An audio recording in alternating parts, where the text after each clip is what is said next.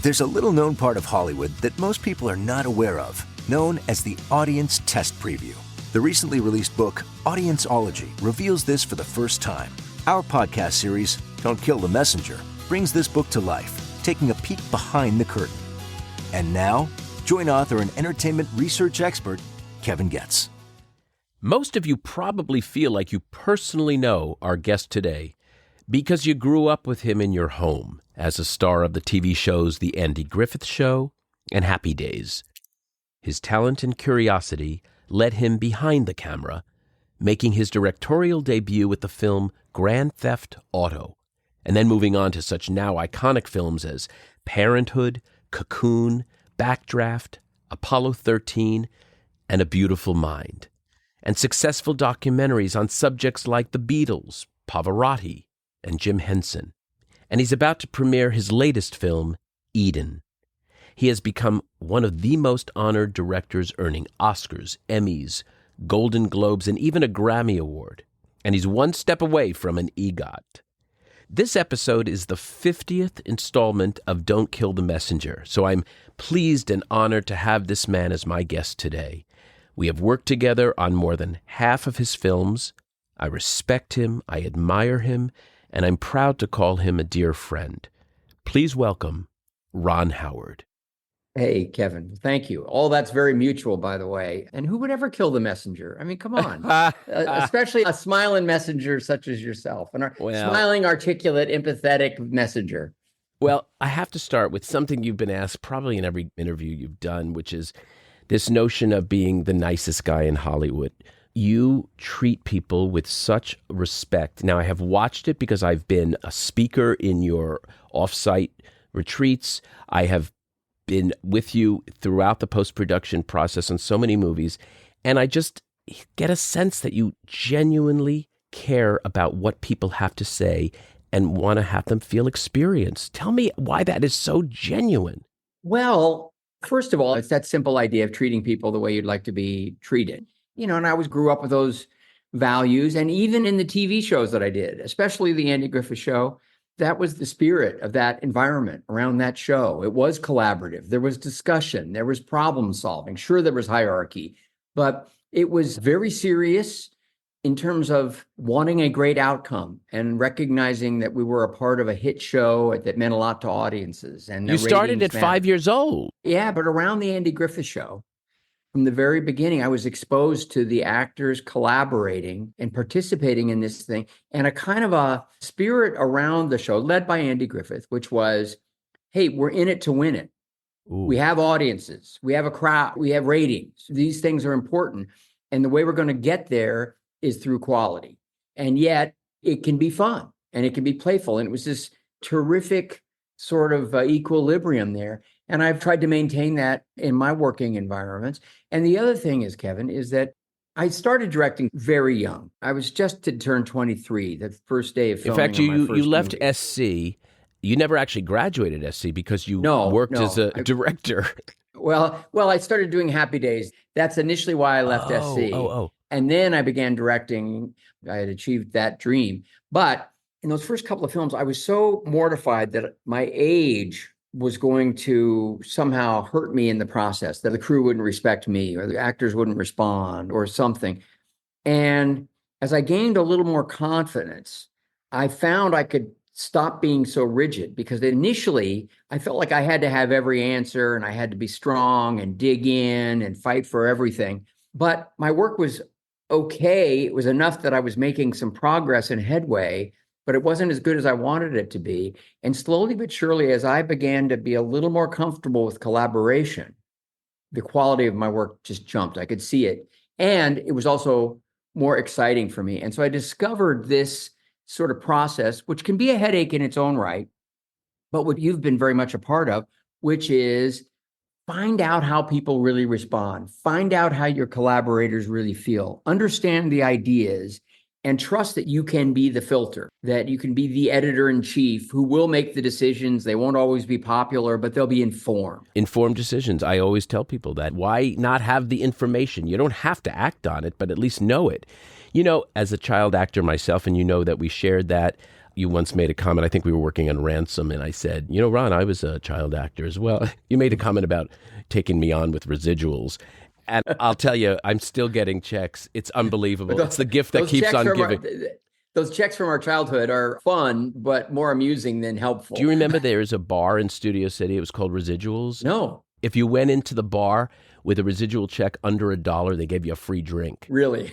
So I would be so drunk right now because my checks are like 76 cents. That's it. Sometimes I go, wait a minute, the stamp itself costs more. Why is SAG-AFTRA sending these out? Anyway, I got a kick out of that. But what I noticed in Andy Griffith, by the way, was this authenticity that was, I got to be honest, I was a little envious of, because I had to come into my own. And for whatever reason, I don't know, growing up in Oklahoma or wherever you got it from your dad who was a director, from your mom who was an actress, you somehow just connected in such a real way. There was nothing that came out of your mouth, Opie's mouth, that was inauthentic. And I got to tell you, even in this absurd Gary Marshall world of Happy Days, you had such a likability. So I just have to say that it's just in your DNA, I think. Well, thank you. Yeah. I landed in the right business. I don't think my personality would have necessarily led me to this business on my own. Oh, that's interesting. That's interesting. Tell me about that. My dad and mom, well, they were the trailblazers. They're the ones who left Oklahoma and Kansas with the dream of Hollywood, the dream of Broadway, the dream of careers in show business. And they were those people who were willing to risk everything. If they were pursuing those dreams, what the hell were they doing in Oklahoma? Well, they left at an early point. I mean, I was born there. My brother Clint and I wrote a book called The Boys, a memoir of Hollywood and family. It's sort of about our child acting careers and lives, but it's really about our family. And we tell the story in detail. But they met at University of Oklahoma and went. I happened to be born in Oklahoma, not because they lived there, but because my dad was in the Air Force at the time, and my mom simply wanted to have her baby at her home hospital. So she went home to have me, and that's why I was born there. So I never have lived in Oklahoma. I feel a great affinity for the heartland because of my relatives, and because, in fact, a lot of what I grew up around on the Andy Griffith Show was very genuinely of that rural sort of small town sensibility. And I'm really grateful for all of that. But at the end of the day, they were the ones that said, let's try this. And then along the way, as my dad was building his career as an actor and directing theater and writing and things like that. He was wonderful, by the way. Wonderful. He was great. Rance. Thank you. Rance. He was great. And he recognized that I had an aptitude for it and guided me into it. Sort of. Clint did too. Clint, tremendous. But by then they knew to look for it because I was already making a lot of headway in the business. But fortunately, he was a great teacher. Really a great teacher. So I was learning not just how to perform, like a child actor sometimes is taught tricks that are going to work in a charming, winning way. Sure. But they're not necessarily the fundamentals of really understanding a scene and really acting. And I grew up in a situation where I was actually gaining all of that. And you never had formal acting training. No. You learned on the job. I learned on the job. And I also began to learn on the job that I wanted to be a director, because so many of the people on the Andy Griffith Show had been directors. They'd been actors, rather, before they began directing. Who planted that seed initially, or how did that germinate or develop, I should say? Well, I had a fascination with every facet. So I was just goofing around, but it was me looking through the camera. It was me learning how to operate the mic and understand what the sound mixer was doing. All these things intrigued me, learning about lenses, learning about watching the lighting. At what age are we talking here, Ron? 6 or so, 7. Wow. I was just intrigued by it all. I just liked it. I liked the environment. I liked what was going on. And by the time I was about 10, the actor, director, Howard Morris, so famous from Your Show of Shows, he played a really crazy character called Ernest T. Bass, who would come into town. That was the Sid Caesar thing, right? The Sid Caesar show. And he had a running part on the Andy Griffith Show. Oh. Probably only did 8 or 10 episodes where he played this crazy character who would come into town and cause a lot of chaos. But he also was a very sophisticated, highly intelligent artist. And Andy asked him to start directing the show. And he directed a number of shows. I think he was even nominated for an Emmy for one that he directed. But he was the one who one day said to me when I was about 10 or 11, he said, Ronnie, I see the way you look at the process. You know, you're curious about the way it all works. I have a feeling you're going to grow up to be a director. I just have a feeling. Wow. And years later, I cast him in the movie Splash. He played this nutty sort of paranormal psychologist or biologist who believed in mermaids and had mentored the Eugene Levy character at some point. So I cast him in this role. And of course, he was hilarious. And I reminded him that he had said that someday I would direct. And he had the great line because he was a hilarious guy. He came back just like this with, and this is what I get out of it, one lousy day. Well, you know this, I'm pretty sure. Fogs. Do you know what Fogs is? I don't. No, I don't. Friends of Gary. Oh. That was a budgeted item in a Gary Marshall film. It was a way to give his friends payback. Yeah. The other thing about you, Ron, that I find so extraordinary, and I've witnessed it myself, is your great loyalty. Great loyalty to people you've worked with, great loyalty to tradition and consistency. I think of your partner, Brian Grazer. I think of the president of your company, Michael Rosenberg. Michael and I obviously have been friends for years and years, as have Brian and I, but these two men have been very instrumental in Imagine and in your career. Can you tell me what it is about the sense of loyalty that you have and where you sort of got it from? I will say it's not loyalty for loyalty's sake. It's not, to me, a principle that is, maybe it's not a Friends of Gary situation where I feel like I need to have people I know and love and am compatible with around me, or otherwise I won't function well. For me, it is recognizing elite talents and frankly, wanting to glom onto those. So you're talking about Michael Rosenberg, you're talking about Brian Grazer. These are real giants. These are big, talented brains, people who I do get along with and really love, but they also are incredibly gifted. You know, I got to say something. This is what I believe is one of my superpowers, which is I surround myself with people who are better than I am. Or who certainly fill in a deficit that I don't have. Yeah. And I think we operate very similarly on that level. Well, it gets back to what I was saying about when I learned to collaborate, when I learned to give over, it was not just, hey, who's got a good idea? Let's all have fun and figure it out together. It was also recognizing what contributions from the outside could mean. And that's when my work started getting better and better. So when you talk about people like Brian or Michael, or so many of the cinematographers who, like a guy like Sal Totino, I've worked with 6 or 7 times, or first AD and Bill Connor. I mean, I've had some really great people who I've worked with over and over again because I'm lucky to have them back. I'm lucky to get them back. And I do really cast for the project. So to me, my loyalty first and foremost is to what I hope is this intersection between my sensibilities, the project, and an audience. And that's where your work comes in so significantly. But I don't believe that I know what's going to be a hit. I am not a brilliant marketing guy. That is more of a Michael Rosenberg, and Brian's very gifted in that way as well. And also the distribution companies have people who dedicate their lives to this. But the one thing I have control over is the storytelling and using those materials that I've been able to gather through the filming to try to land the plane, to make sure that it reaches the audience. It's a communication. It's meant to achieve some connection with the audience.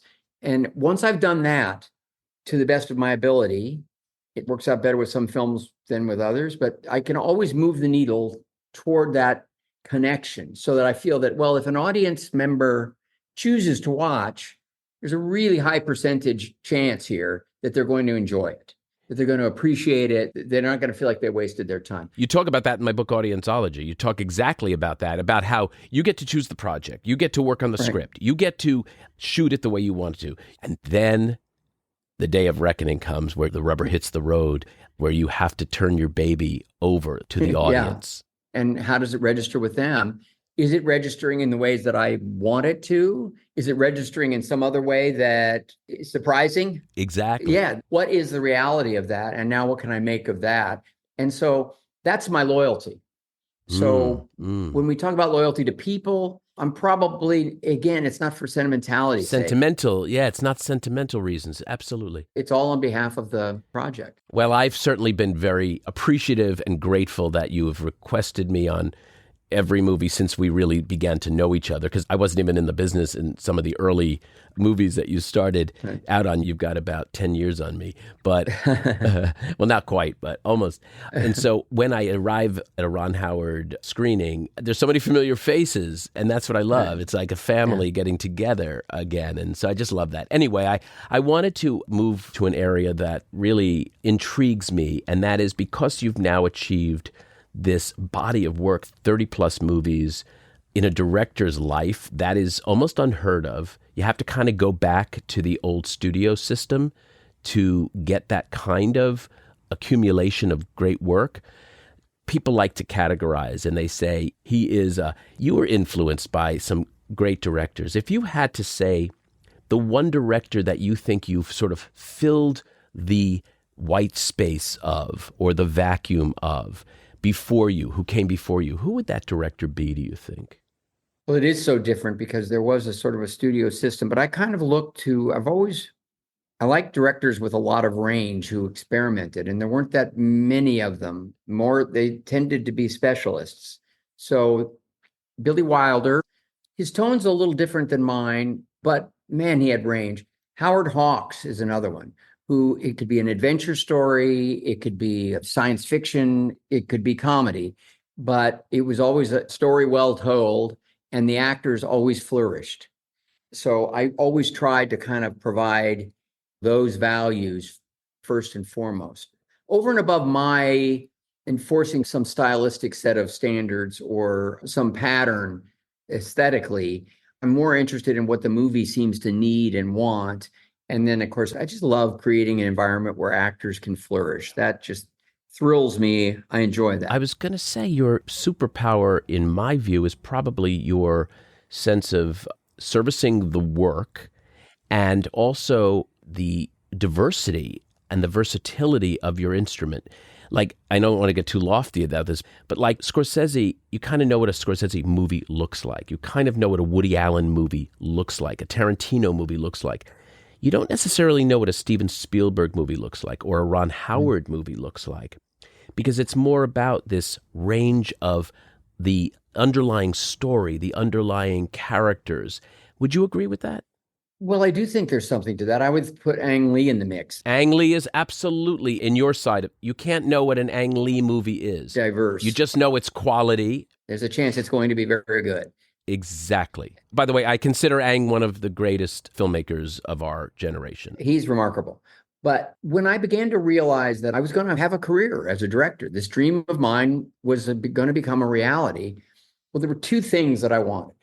I wanted to have a production company to help support what I was doing and also to be able to offer leverage to other filmmakers. I wanted to be a part of something, not just a lone wolf. Sure. So that led to myself on my own, having a production company, but ultimately to Imagine and Brian. And so that was fulfilled. The other thing was to not be categorized.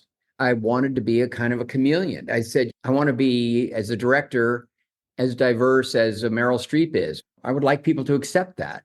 And I think sometimes it confuses a little bit in people wondering, well, how do I know I'm going to like it, or what's he doing? I like it when he does the family stuff. Now he's doing something edgy, but that's the one kind of act of self-determination that I've really tried to enforce. And Brian Grazer always supported it. And it's kind of also his nature and instinct to not get categorized in one area. And as a result, Imagine has been extremely diverse.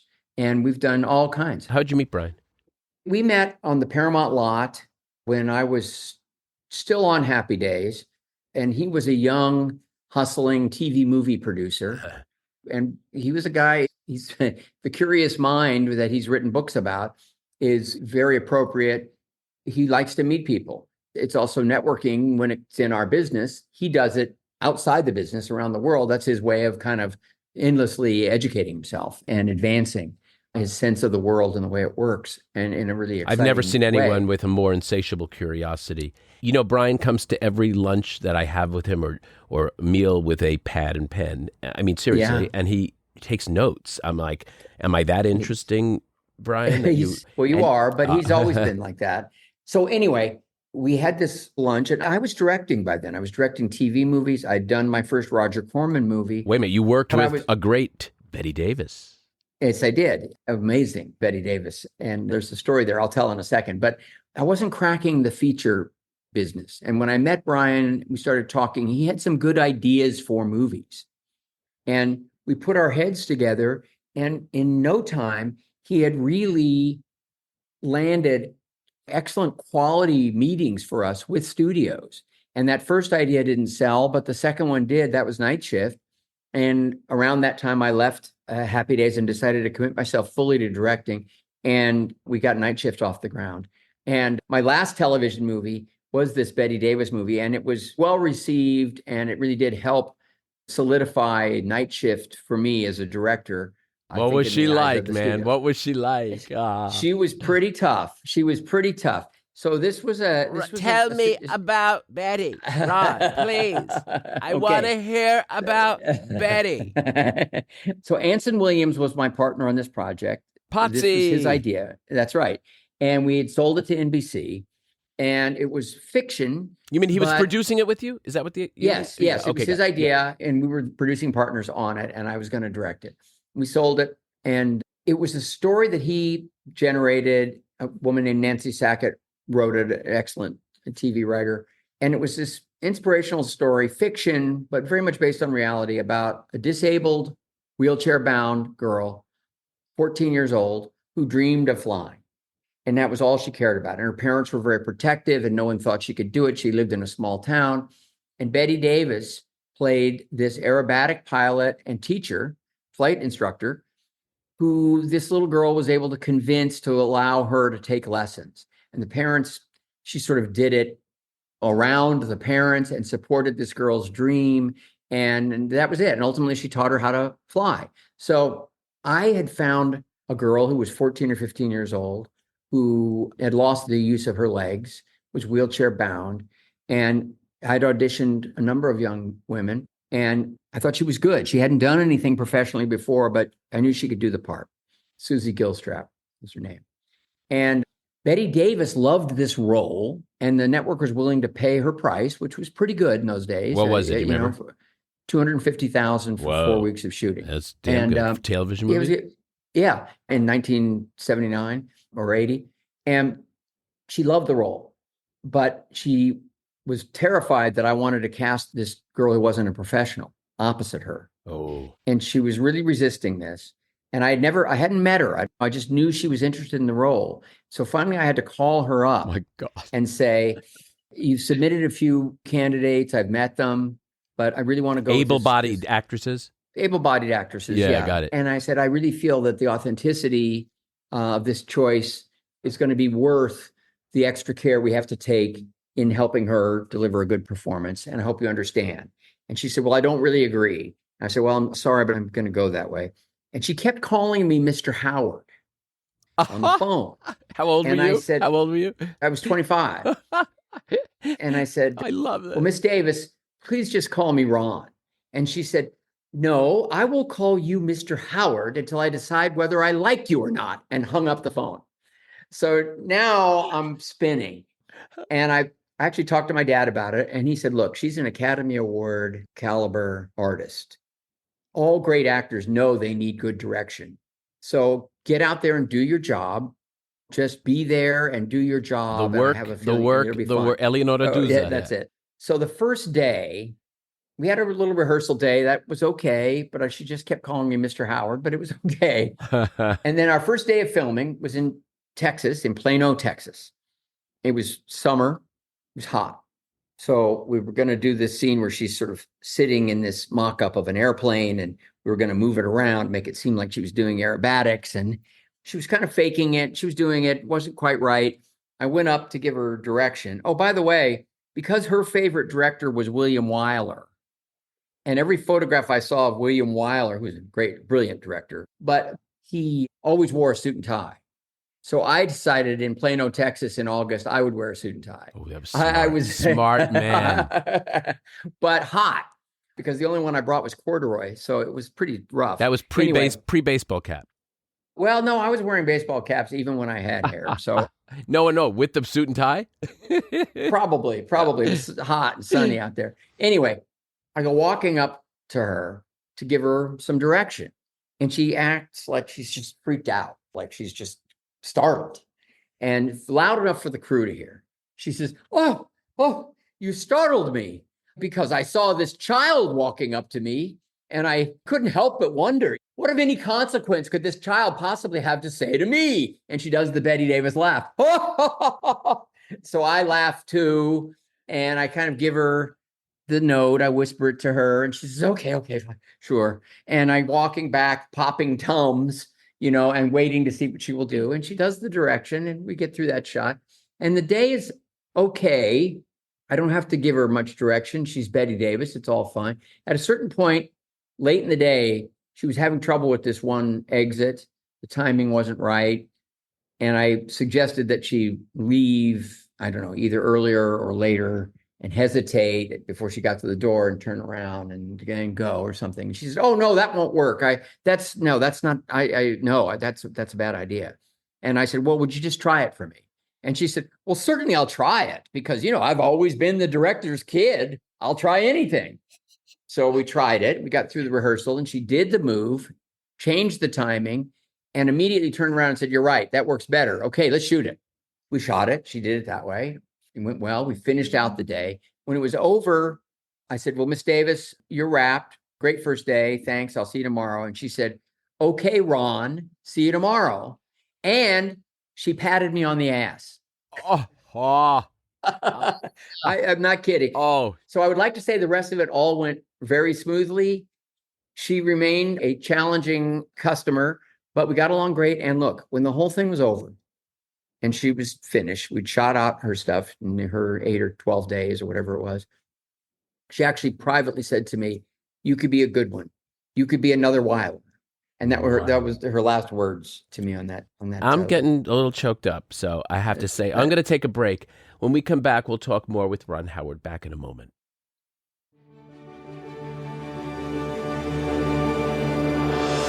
Listeners, in celebration of today's show, our 50th episode of the podcast, Don't Kill the Messenger, we have a special t-shirt giveaway through the month of September. Please visit my website at kevingetz360.com to enter. We also want to know about you, our followers, so we hope to hear from you.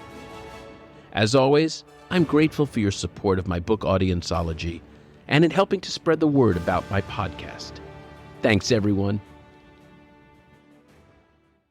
We're back with the great Ron Howard. Ron, I want to ask you about how you see your superpower, how you see your sort of body of work. Forget now being you are Ron Howard. You are one of the, I said this to you, and this is what I said before, it might make you uncomfortable, but it is true. You're one of the only, probably 10 of you, marquee directors out there. That is that the public knows who you are. And what makes Ron Howard Ron Howard? What is that superpower? Well, I wish I had a superpower. I really wish I did because I still find every project to be its own kind of challenge and struggle. I always say this is the medium that can't be mastered. But if you don't think that's the good news, you should probably figure out another thing to do, because if you don't enjoy the journey or treat it like a kind of an exciting expedition, then you're probably not working as hard as you should be in service of the project. But that's my mindset. Maybe that's just a rationalization for how damn hard it is every time I jump into something. I always think that I'm going to have it under control and this will be a smooth one. You still get nervous before a first day of shooting? Yes, I get nervous before shooting, but more nervous for those previews, because that really is when the rubber meets the road. I just want to say this to the listeners. Ron, you and I have we call each other dear friends, and it's not like we go out and pal around, but we have a love for each other because I see you at your most vulnerable in some way. And I think you have allowed me in to that vulnerable guy. And I think that has created a connection with us that we'll always have. I think you're absolutely right. And it is a very vulnerable moment, but it's also, I both dread it and depend upon it, because I've learned that, it makes the films better. Look, you still make films, they still go out. Some are reviewed better than others, some are received better than others. But again, I'm usually not surprised. I usually have a good idea of the way audiences are going to respond. Sometimes there still can be a disconnect between audience reaction and critics, and that's something that, is very unpredictable and also understandable. But for the most part, I have a pretty good idea about the way the film is going to play, and that means a lot to me.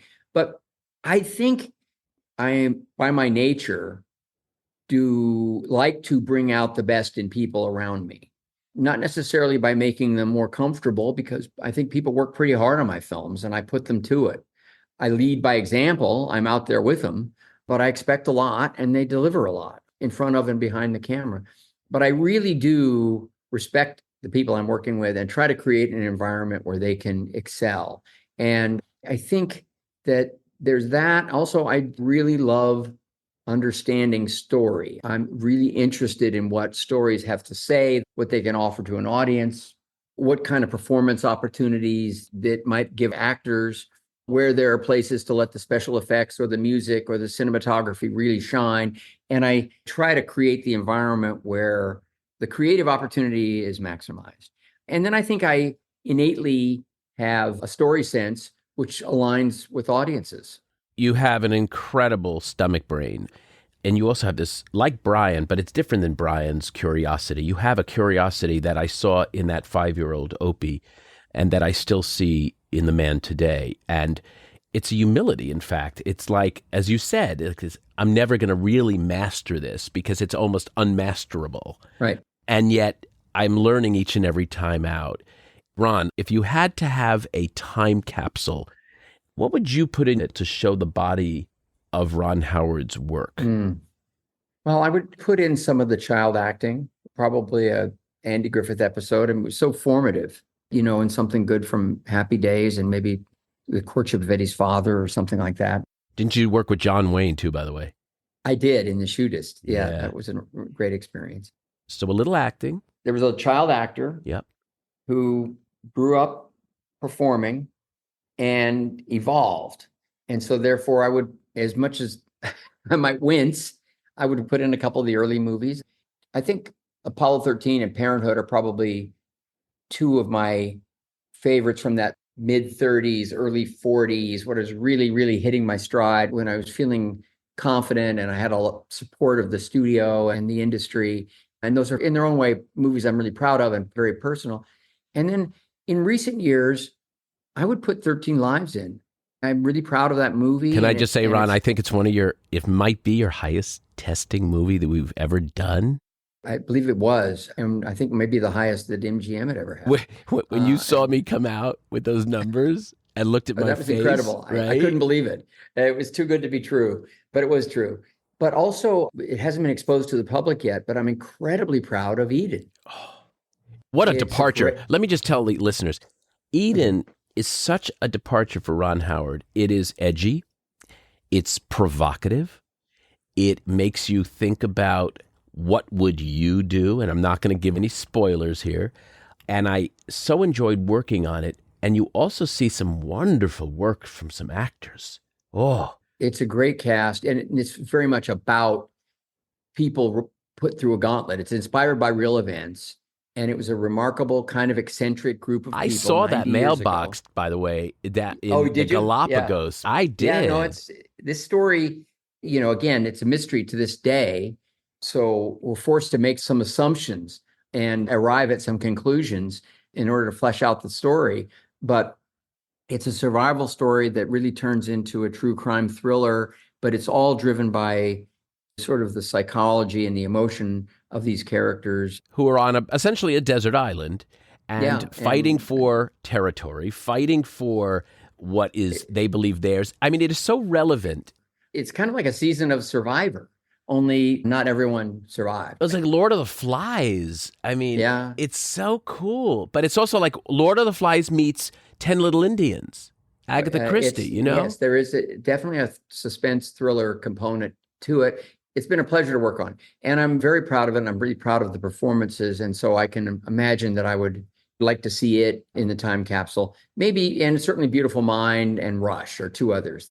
Rush, that's an interesting choice. I thought you might have said Cocoon. It had such an impact on me. And I love Cocoon. I'm very proud of it. I mean, to me, that embodied Ron Howard in what I knew as his sort of value system or something. It just was something about hope. You always have this sort of thing about hope and inspiration. And I mean, so many of your pictures are friggin' good, man. I loved, I'll tell you what. Let's put them all in. I decide. I was about to ask you, give me the 5, but I decided not to be a dick about it. But I did want to ask you specifically a little more probing about one particular movie, and you mentioned it, and the year was 2001. The date was 9/11, and I flew into New York on 9/11 to work on the screening of A Beautiful Mind. Beautiful Mind, yeah. Which was obviously not happening, which we were supposed to screen, I believe, on the 11th. Did you remember this? Yes, I remember it. And you were in Connecticut, right, at the time? Yes, we were editing in Connecticut. And I flew in on the 10th, but the flight was delayed, so we got in technically on the 11th. I then went to sleep at the Riga Royal Hotel in Midtown, and obviously the rest is history. And my oldest daughter, Bryce, was at NYU. And another daughter, Jocelyn, was in school in Midtown, and it was terrifying and a horrible moment. Still so vivid in my memory, but of course now 23 years ago. Shocking. Isn't that unbelievable? Shocking. Shocking, to say the least.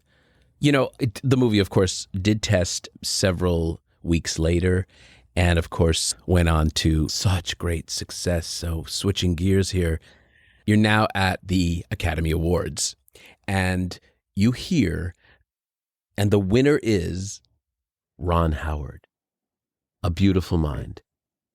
Right. What the fuck went through your head at that moment? What happens? Let's set the stage a little bit better. A third of your life is an actor. 2/3 of your life is a director. And the dream was the director. Right. You now reach that moment of that ultimate award. Right. This is a kind of wild, Kevin, because there were a number of things that went on. First, it was relief because people sort of expected me to get it, but it had been expected that I would be a candidate for Apollo 13, and I wasn't nominated. That's a crime. Well, it's one of those flukes. It happens every so often. I know it does. So it was a huge relief. Yeah. Now, the Apollo 13 year, Mel Gibson and I were working on a movie together. And he had Braveheart, and I had Apollo 13, and he won for Braveheart. That was genius. It was a great movie. It was a great movie. But I was directing him, and we were getting along great. We were making Ransom. So he felt badly. You know, I mean, he was thrilled to win, but recognized that it was a disappointment for me, and it talked about it, and it was fine. But a couple of days before the awards for Beautiful Mind, I bumped into Mel. And he said, "Oh, I'm giving the director's award. I'm handing you an Oscar, buddy." And I said, "Well, how do you know?" And he said, "Oh, I know," with a twinkle in his eye. Well, he didn't know, but... Well, he didn't know, but Mel is an outrageous guy, we've come to know. I like Mel, by the way. I mean, he's had his demons and so forth, but haven't we all? Well said, and I concur. But he's also the kind of guy who just might call out any name he chose to. No matter what it said on the card when he opened the envelope. It's just not beyond the realm of possibility. Oh, no, like the La La Land and Warren Beatty and Faye Dunaway. Yeah, but with total intention. You know, he might just do it because he felt like I deserved it. Well, anyway, so I went up. Now, there's another little wrinkle. I'd expect it with Kanye and Beyonce with the Taylor Swift thing, but not with Mel. But go ahead, go. Okay. It just was on the back of my mind. So now I go up the stage, and here's what happens. I mean, the whole thing is a TV show. Let's be honest. Look, I love the tradition of the awards. I'm thrilled to have participated over the years and to have won one or two, actually. It's great, but it's a show. So when you're at one time or an actor, you go into a different headspace. So as I was walking up toward the podium, I'm thinking, don't trip. Do you remember what you thought you wanted to say? But the camera was on a long arm, a crane arm, following me as I go up, kind of swinging over. Sure. And it took a bad bump, right? It just kind of did that. And I thought, oh, they're going to have to do another take. And for that moment, it was the actor who noticed that the camera screwed up. And then I instantly thought, no, it's live. It's not a scene. This is a real event. So I went up. I did remember my speech, more or less. I did that. And on the way out, I said to Mel, show me that frickin' card. I might not have said frick. And he showed it to me. And thank God it had my name on it. So man. It was a good moment. I just love that. So you did a movie in your canon of work that is really outside of what I would have expected, and that was the Star Wars picture. Tell me what went into the thinking of that. Well, I didn't develop it. That was Phil Lord and Chris Miller.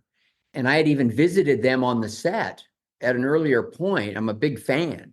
And I visited their set and met Bradford, the DP, and talked to the cast, and everybody just hung out for a couple of hours. Months later, I was in London and I wanted to visit with Kathy Kennedy and Ali Shermer, who was a producer who I've known and worked with. May she rest in peace. The late Ali Shermer. Loved her. Very talented woman and producer. So I met for breakfast. The vibe was kind of strange. And Larry Kasdan came and John Kasdan came, and they'd said it would be okay if they came and joined us for breakfast. And I said, sure. I just didn't have any idea what was going on. John and Larry wrote Solo, and they said, look, we're going to have to make a change. Please keep this private, but would you ever consider coming in once we actually make the change? And I said, I can't imagine doing that. But then they said, well, would you read the script and just see what you think? And I did. And I liked the script, and I talked to them about sort of how much work they wanted to do and so forth. I hadn't planned to shoot anything that year. I was just open. I was developing some things, but it was one of those gaps. And I thought, well, I've always been curious about shooting something in the galaxy, but it's always a 3-year commitment to get involved. George had asked me about it many years before, and I just didn't want to. And so I hadn't raised my hand in the Kathy regime, nor had I been asked. But here was this situation, and they were very clear that they were going to make a change, which I thought was a shame. But the timing was such that I ultimately, upon reading the script and talking to them more and looking at some footage and understanding the nature of this talented young cast, I jumped in and just thought I would do it as a lark, almost just as an act of professionalism, and just do it and use my time that way. So yeah, you're right. I mean, it stands out. It's probably nothing I would have ever initiated. Phil and Chris were incredibly gracious to me, which I will always appreciate. I'm a huge fan. So am I. Sorry they went through that drama. Yeah. They're incredibly talented. Oh, they're great guys. That Spider-Verse stuff is just sick. Brilliant. Right? I mean, and the Lego. And there's more coming from them, I guarantee you. Oh, yeah. All that said, I came in under very unique circumstances, and, I had 2 weeks of prep. Holy cow. To sort of go in and finish the movie and reshoot some things that the studio and producers wanted reshot. And it wound up being a very positive, creative experience for me. I had a lot of fun doing it. I enjoyed it even a little more than I thought I would, in terms of, it was a reminder. I've been doing so much serious work that it was just a reminder that it's kind of fun to play in that sandbox. That's wonderful. And that's a great answer. Mm-hmm. My last sort of probing question here is about the audience. Obviously, that's our relationship, and it's also stuff you've spoken about in Audienceology, but also have spoken about in other conversations we've had. You have a tremendous respect for the audience, and I respect you so much for that. I'd like you to talk in closing today about your relationship with art versus the audience. Mm-hmm. Because that's a question that a lot of young filmmakers ask, and not so young ask, and you've always had this beautiful dance and respect for the audience, and I've always been an audience advocate. Well, yeah, it is a dance, and it must be undertaken with real thought and consciousness, because the audience, of course, they know what they like and they know what they don't like. They don't necessarily know why. They might. In one of those focus groups, they might articulate it. In one of those cards, they might give you the key that allows you to understand what the disconnect is. But it begins with art. It begins with a desire to communicate something. whatever the tone, whether it's silliness and fun. Look, everything carries a theme with it and a set of ideas, or won't even register with an audience. Every story has a set of principles, values, narrative values. So whatever the tone you've chosen, whatever the genre, it's still art, it's a communication, and it stands for something. And as the filmmaker, you're the keeper of the story. You're the protector of that. And when you start sharing it with an audience, the challenge is to understand what the questions are and what the answers could be and how they could help you.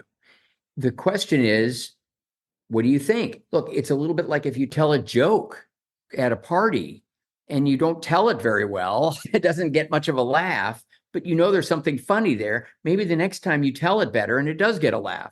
So the spirit of the joke, the idea of the joke remains the same, but the delivery improved. So this is really about understanding how the ideas are being delivered and what it's adding up to. And when you get the answers back, sometimes it's pretty heartbreaking to you as a creative person. But if you understand the information, the feedback that you're getting, you then get to make a value judgment. You get to make a decision. Now, if you don't have Final Cut, it's tougher. Do you have Final Cut, Ron? I do, yeah. There are time parameters. If it exceeds a certain length, then I can lose that control, but I still have it. Final Cut is really in the hands of the audience. Well, it kind of is. And getting back to what we were talking about, when you get the information to the answer, how do you like this? You have to go further. How are you receiving it? What are you getting out of it that you like or don't like? And now when you get that information, it's confronting, because there may be things that you really like, moments that you really like, but they're actually undermining the mission. And the greater mission is suddenly, you realize, is in jeopardy because of some nuance, some detail, something that presents some other idea that you like, but there's a collision going on here. So it's important to understand that so you can decide whether to sand away or scalpel away that problem or fix it some other way. And I think it behooves us to at least understand it, because sometimes you may say, no, I'm going to leave that disruption. I'm going to leave that disconnect because it has other values that I don't want to let go of. But then it's at least gets back to that phrase of yours. It's an informed decision, and it's still art. It's still art. The great playwrights take their plays out of town and they listen to the way an audience responds. Of course. And of course they rewrite. They go back and they refine. So this is a mass medium. This is about the way a story communicates to a large number of people. Some millions and millions, some thousands and thousands, but you're not making it for two people. Chris Meledandri calls it the commercial arts. Well, it is.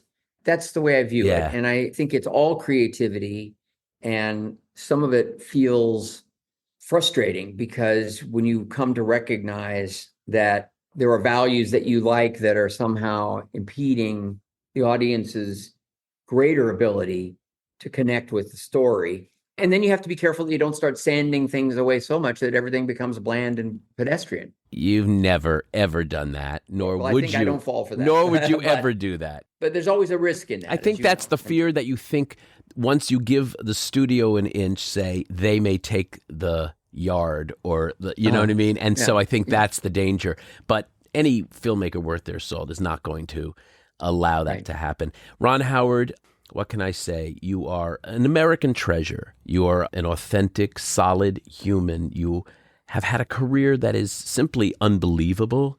And I, for one, cannot wait to see what's in store for the third act of this incredible journey. I love you. I really do. Thank you, Kevin. I really appreciate it. Great to be on your 50th episode. Outstanding. A blessing. Thank you so much. Take care. To our listeners, I hope you enjoyed our interview today. Please follow Ron on his social media. I know he's very active on X at The Real Ron Howard. For more filmmaking and audience testing stories, I invite you to check out my book, Audienceology, at Amazon, or through my website at kevingetz360.com. And also, please follow me on my social media. Next time on Don't Kill the Messenger, I'll welcome the Hollywood power couple, former super agents and now super producers, Rick Nacita and Paula Wagner. Until then, I'm Kevin Goetz, and to you, our listeners, I appreciate you being part of the movie-making process. Your opinions matter.